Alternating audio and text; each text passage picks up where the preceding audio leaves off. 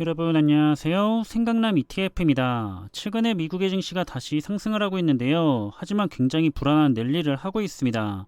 이어지고 있는 빅테크 기업들의 실적 발표 때문에 큰 변동성이 예상이 되고 있는데요. 그럼 이번에도 시장의 주요 흐름과 이슈들에 대해서 한번 관련된 내용을 살펴보겠습니다. 현재 미국의 증시는 대형 기술주 기업들의 실적 발표를 앞두고 국채 금리가 하락한 여파로 상승을 했는데요.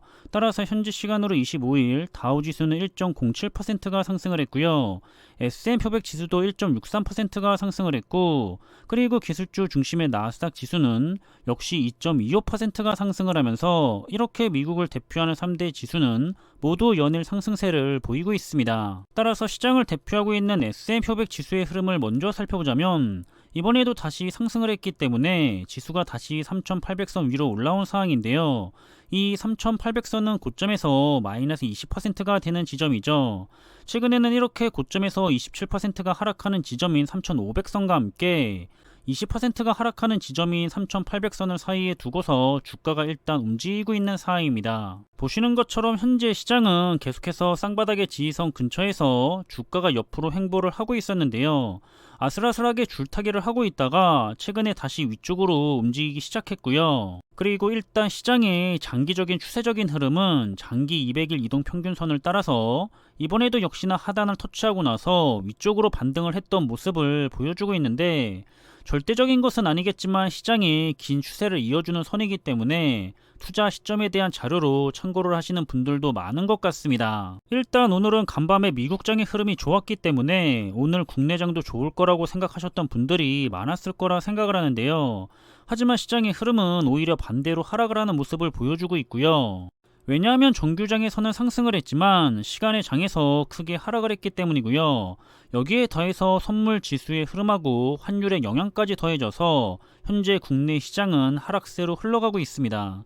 특히 주요 빅테크 기업들이 시간의 장에서 정말 크게 하락을 했는데요. 마이크로소프트와 알파벳, 구글은 거의 7%에 가깝게 급락을 했고요. 그 밖에도 아마존닷컴과 메타 플랫폼스, 테슬라, 엔비디아 등 모두 주가가 큰 폭으로 내려간 모습입니다. 여기에 대해서 시장에서는 우선 정규장에서는 금리가 큰 폭으로 하락을 하면서 경제 지표들도 줄줄이 좋지 않게 나오니까 패드가 금리 속도 조절에 나설 거라는 전망이 나오게 됐고요. 따라서 금리에 민감한 나스닥 시장이 먼저 급등을 하면서 시장을 상승장으로 이끌었던 건데요. 하지만 장 마감 후에 시장이 급락을 한 것은 우선 주요 기술주 기업들의 실적이 시장의 예상에 미치지 못했거나 향후 가이던스가 좋지 않게 나오기도 했고요. 그리고 현재 미국이 중국에 대해서 강력한 제재를 이어가고 있는데, 단기적으로 미국 기업들 역시 역풍을 받을 수가 있다는 우려가 제기됐기 때문에 좋지 않은 영향을 미치게 됐습니다. 따라서 현재 시장의 분위기는 다시 좋지 않게 변하고 있는데요. 일단 오늘 미국장에서는 메타 플랫폼스가 실적을 발표하는데, 역시나 알파벳, 구글처럼 광고 매출이 줄었을 가능성이 크기 때문에 추가로 하락할 가능성을 크게 보는 것 같고요. 다만 그 다음 날인 목요일에 애플과 아마존닷컴의 실적 발표를 하는데, 애플과 아마존닷컴의 실적이 시장의 예상보다 좋게 나온다면 시장을 다시 진정시킬 수가 있을 거라고 보고 있고요. 하지만 애플과 아마존닷컴마저 둔화된 실적을 보이게 된다면 다시 시장이 크게 내려갈 것으로 전망하기 때문에 긴장된 하루하루가 지나가고 있습니다. 아무튼 현재 시장은 이렇게 조정이 길어지고 있는데요. 조정이 길어지고 있기 때문에 지루하거나 눈에 보이는 성과가 없기 때문에 투자가 힘들어질 수가 있을 겁니다. 그렇지만 장기 투자자에게는 지금이 더없이 좋은 시간이라는 것을 기억을 하셨으면 좋겠는데요.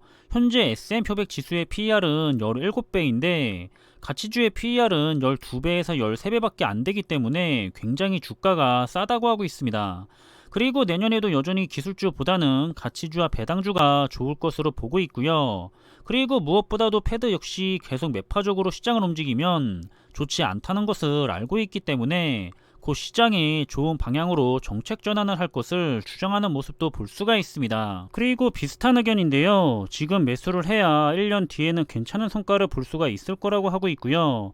이건 지금 당장 좋은 성과를 보겠다는 게 아니라 지금처럼 주가가 바닥에 있을 때 매수를 해서 상승장이 올 때 성과를 봐야 한다는 거죠.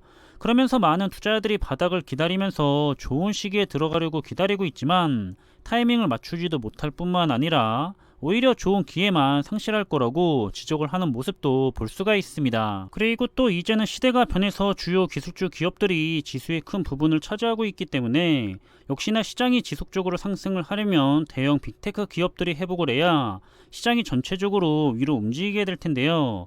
아직까지는 대형 빅테크 기업들이 위로 올라가기보다는 조금은 더 힘든 시간을 가져갈 것을 전망하고 있는 모습입니다. 따라서 저도 현재 기술주를 중심으로 해서 투자를 하고 있는데요. 전망은 앞으로도 1년은 더 힘들 거라고 하지만 그래서 그 1년을 계속해서 투자하기에는 좋은 시간이라고 받아들이고 있고요. 상승장이 오기 전까지 부지런히 수량을 모아나간다면 나중에는 결국 뛰어난 투자의 성과를 보게 될 거라고 생각을 하고 있습니다. 일단은 오늘과 내일도 주요 빅테크 기업들의 실적 발표 때문에 시장이 큰 변동성이 예상이 되고 있는데요. 시장의 변동성에 이리저리 휘둘리지 않았으면 좋겠고요. 계속해서 좋은 투자 종목들을 가지고서 좋은 투자를 이어가시기를 바라겠습니다. 그럼 이번에 준비한 내용은 여기서 마무리하겠고요. 저는 다음에 더 좋은 정보들로 다시 찾아뵙겠습니다. 감사합니다.